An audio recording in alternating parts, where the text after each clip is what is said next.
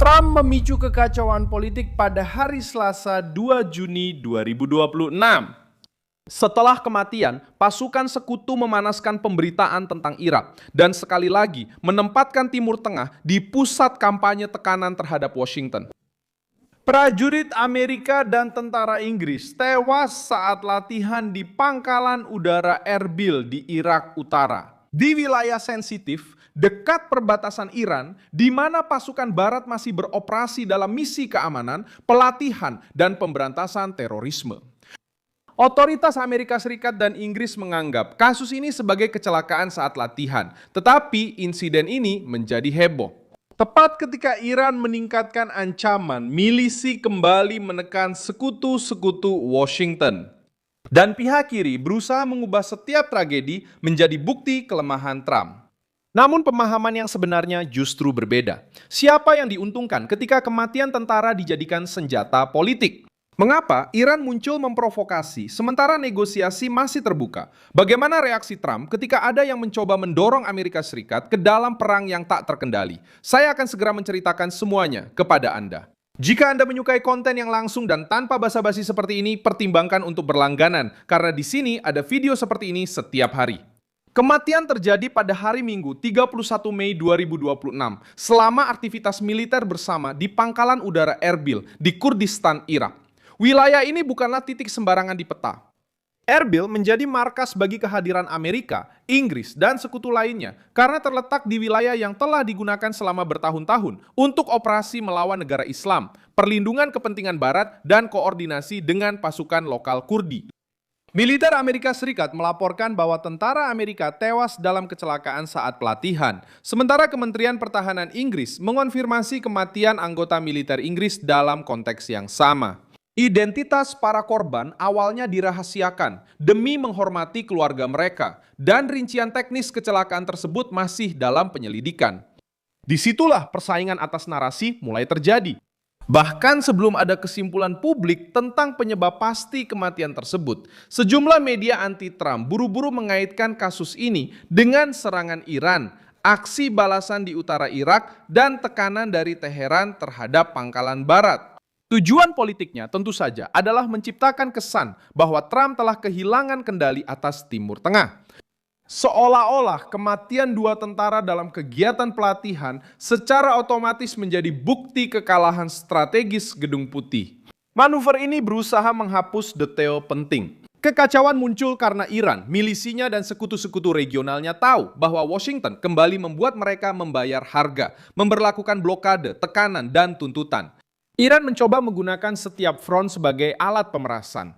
Di Teluk, Garda Revolusi mengaku sebagai pelaku serangan terhadap kapal-kapal yang terkait dengan kepentingan Amerika dan Israel.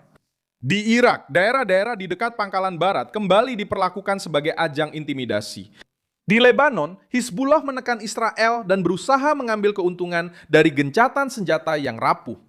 Di Teheran, otoritas mengancam akan membekukan negosiasi dengan Washington setiap kali Israel bergerak melawan posisi yang terkait dengan kelompok teroris. Polanya sudah dikenal. Memprovokasi, mengancam, mundur selangkah, menuntut konsesi, lalu menyalahkan Amerika Serikat atas setiap reaksi. Trump masuk ke dalam situasi ini dengan mencoba mencegah ganda.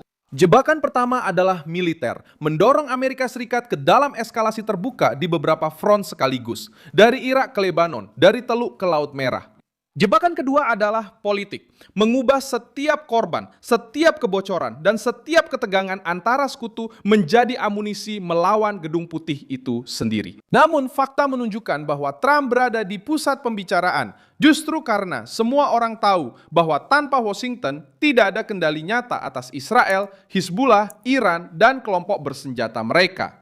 Gedung Putih juga harus bertindak di Lebanon, di mana Israel mengancam akan memperluas operasi terhadap Hizbullah dan Iran, menggunakan hal itu sebagai alasan untuk menangguhkan pembicaraan dengan Amerika Serikat. Trump berbicara dengan Netanyahu, berhasil mencegah serangan besar di Beirut, dan menyatakan juga telah berbicara dengan perwakilan yang terkait dengan Hizbullah untuk menghentikan tembakan. Dalam krisis sebesar ini, kekuatan bukan hanya soal mengirim bom. Kekuatan juga berarti mencegah sekutu mengambil keputusan yang memberi musuh alasan sempurna untuk membakar seluruh wilayah.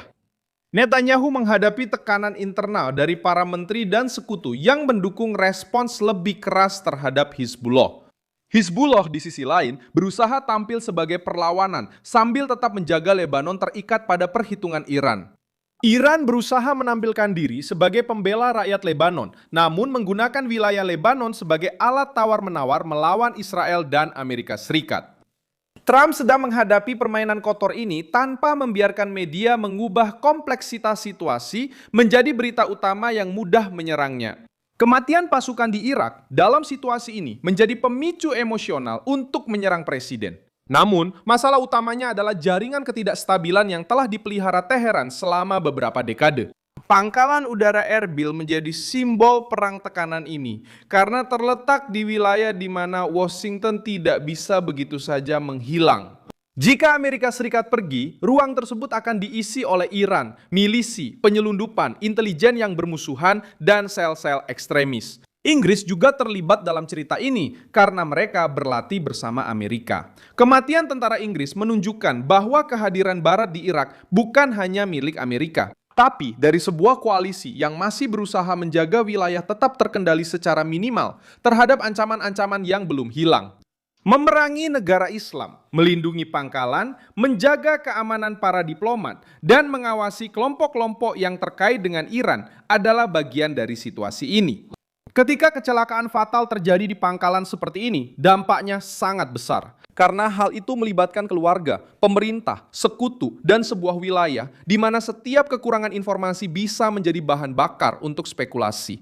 Iran menyadari kekosongan ini dan mencoba mengisi ruang tersebut dengan intimidasi. Garda Revolusi tahu bahwa serangan terhadap kapal, ancaman di selat strategis, dan pernyataan yang berapi-api akan menghasilkan berita utama di seluruh dunia. Tujuannya bukan hanya militer, tapi juga psikologis.